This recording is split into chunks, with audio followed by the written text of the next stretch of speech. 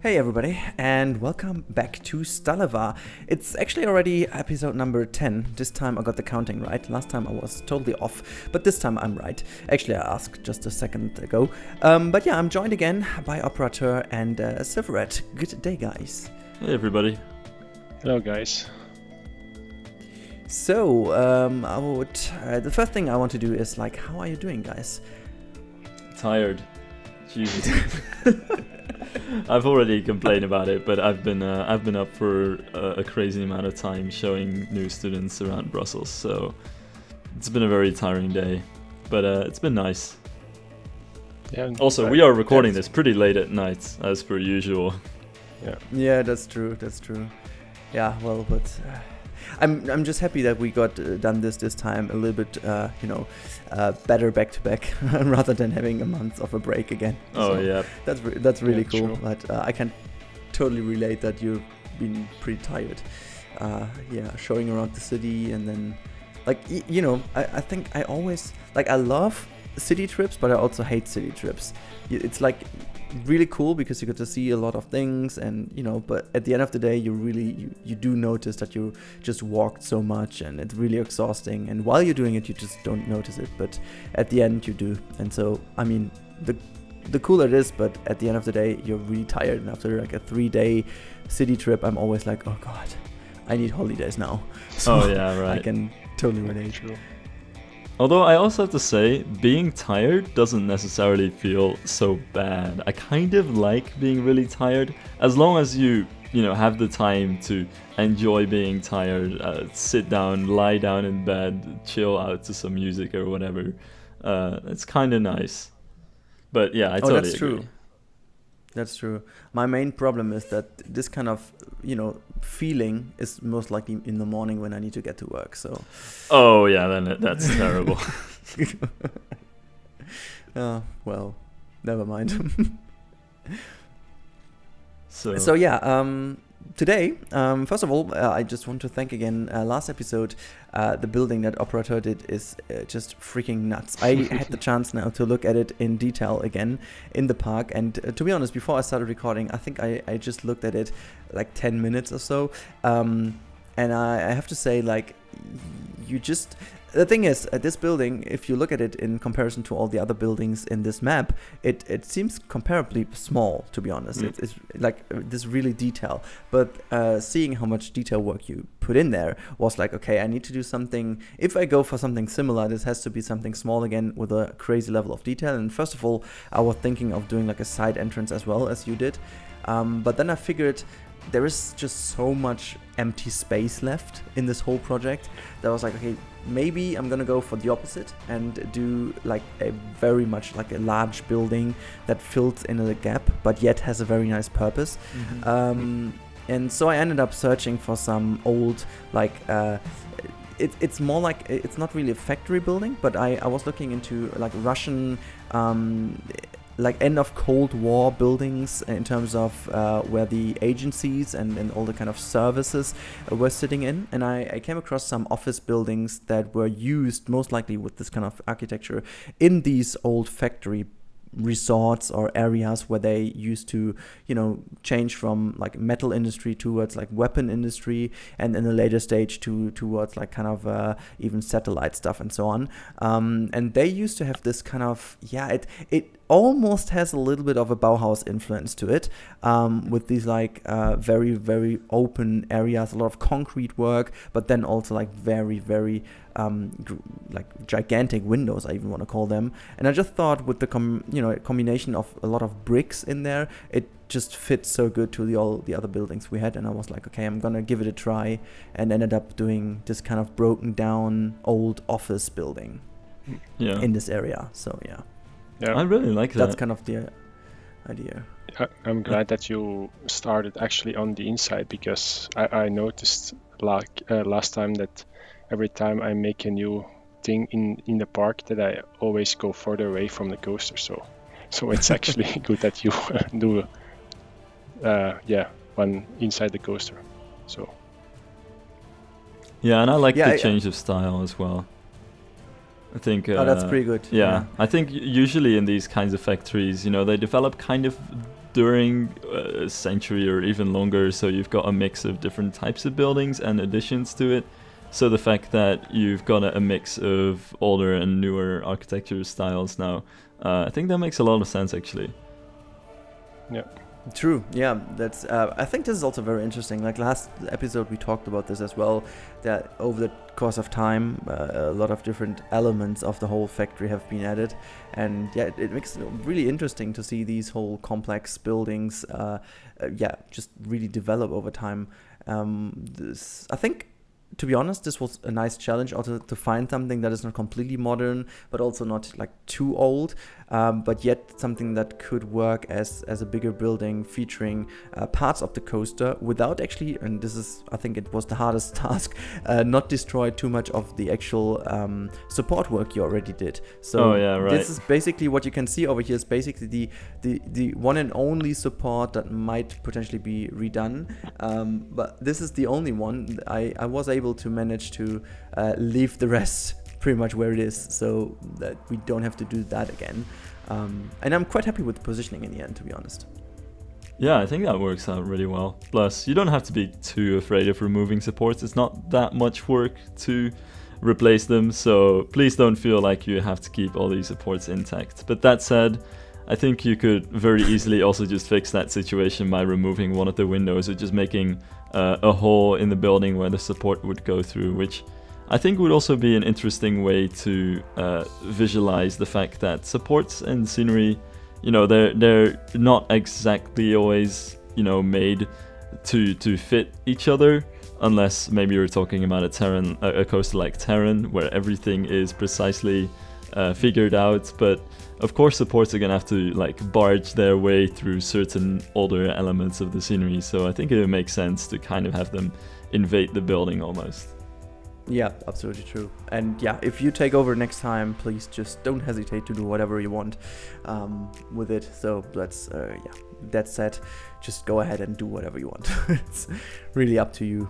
And I can't wait to see how this turns out in the future, what we will do with it. Because I have to say, I spent quite a lot of time doing some on-rides and noticing some things down I wanted to do before I went into building this building. Because this little, it's more or less like a near pass element.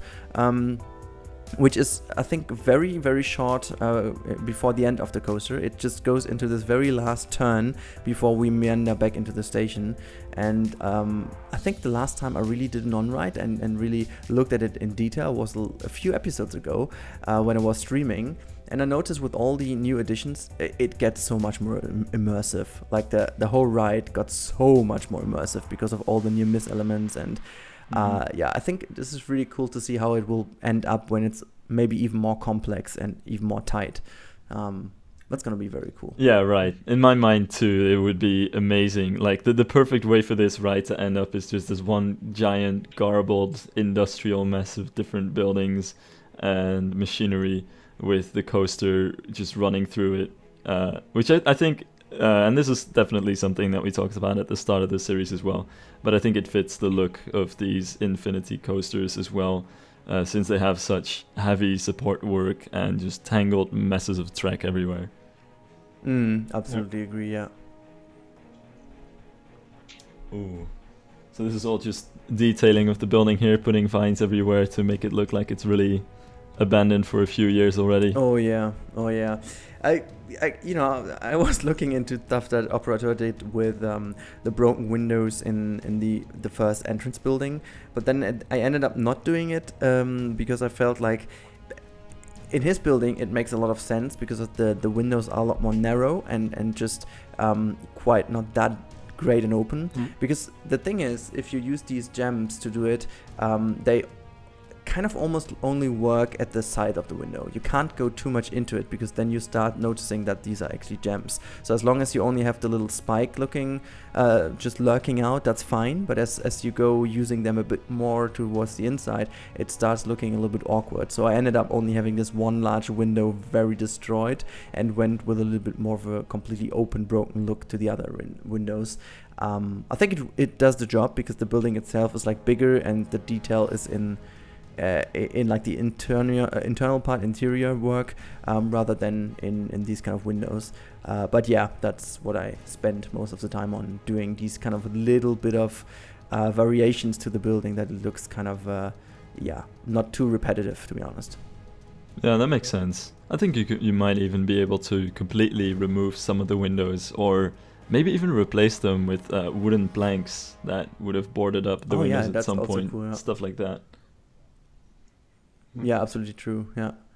Yeah, I just then also added a little bit of a side entrance where realistically the people would enter the building, kind of as a little bit of a last element of connection to the road, basically. Mm-hmm. And it also offered me a little bit of space to see where I can put down some rocks and foliage, because I thought like, yeah, there needs to be a bit more foliage work here and there. And I tried to just, bring it all in here. Not too much, just to keep it very subtle, but I think it really ended up. Oh yeah, and kind of ripping off one of Masked Bandit's tree tricks here. Wait, what was the trick exactly? Could you elaborate? Well, it's not really... Yeah, well, it's not really a trick, but he just started doing, I think it was like for his last year's autumn project, he just rotated the same kind of trees into each other. Like we have a few trees that are basically exactly the same model, and then just gave us the autumn version of it at some point. Yeah. And if you just, put it at the exact same position and just rotate it ever so slightly, it just gets this semi-autumn look to it, which I think is pretty fitting to this area over here, yeah. Mm-hmm. Yeah, we gotta make sure as well, of course, to like keep all the foliage looking very unkempt, like all of the vines on the buildings, for instance, because none of the foliage would really per se be, planted. It wouldn't be nature, as N7 says, but could just really be a bunch of, weeds growing everywhere and kind of nature taking back the whole complex. Yeah, exactly. Yeah, I also got like a very big fan of these vines as ground textures. Like you used to, as you can see in here, it's like they are just amazing. If you just go in and just desaturate the whole texture a little bit, it just got looking so good. I even put it on the roof just a little bit, because I figured you see this roof from quite a few places of the coaster, so I was like putting some more detail on there as well. And I think this is very interesting, to be honest. Like I just came across one thing that is pretty interesting about scenery in general. Like doing detailing is always also dependent on where people do see what and from which kind of distance they do see things. So it's almost like with a kind of painting. Some areas are like looking super detailed from the distance, but the closer you get, you see it's kind of just a mess of colors. Mm-hmm. And I think with scenery it's basically the same. The closer and the slower you actually are around some areas, the more detailed it has to be. But the further away you are and the quicker your overall pace is, the less detailed you need to go. And this is why I decided to go for some spaces, for example to the roof, to not make the stuff too detailed, as you can see with this like opening over here. I thought it just doesn't add too much if I go very crazy in here with a lot of pieces, because it doesn't really add much. So I was just putting down a few pieces, so it almost looks like a little bit of a roof entering, but that's about it, because you can't barely see this from many places. The only ones are basically at high speed portions of the track, so yeah. Yeah, right. That's a really good point, and I think detailing, it's always important to keep in mind sight lines and where you will see things. So yeah, I think it's always a great idea to have a lot of detail just around the coaster and in certain important areas, but then the further away you get from that, the less detail you'll get. Like ground shrubbery is really only necessary right around the coaster, and other than that, I would really stick to just big foliage, for instance. That's true. Yeah, we already reached the cinematics here. I went a little bit faster than usually, but as I said at the beginning, it's all down to the fact that I had a really good run. But yeah, I hope you guys like this addition to our project. Yeah, sure. I like it. I like it. So yeah, and what does the detail master operateur say to it? Are you okay with this building not being as intricate and small? Yeah, sure. I enjoy watching how you did it, and I like how it looks. So well done. Thank you. Yeah, it's really been a pleasure doing this again. I have to say, like, this project turns out to be very, very fun. Oh my god, I just hit my microphone very hard again. I hope my I didn't really hear it. No, you didn't? Okay, I don't know. Hopefully I didn't. I sometimes I just hit it and then my voice goes like to a 80-year-old, because the levels are going down completely. Oh yeah, right. And I think I remember one time I was streaming and everyone in the chat was like, "Oh, look at this! That's an adult camel. He's like very old now." And I was like, "What the fuck are they talking about?" And then I was like, "Okay." At some point, I was noticing it was that. And looking back, watching back my stream was like, "Oh God, how awful that sounded for like 5 minutes." Anyways, just a little unnecessary side note here. You're gonna need a long cinematic at the end now. So.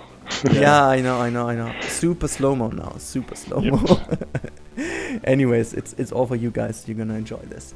Yeah, was a pleasure again. Next time on Silver's channel? I think so. Yep. Oh, wow. Okay. Can't wait for that. So, thank you guys for watching. And thank you, too, for being here again for the late night recording.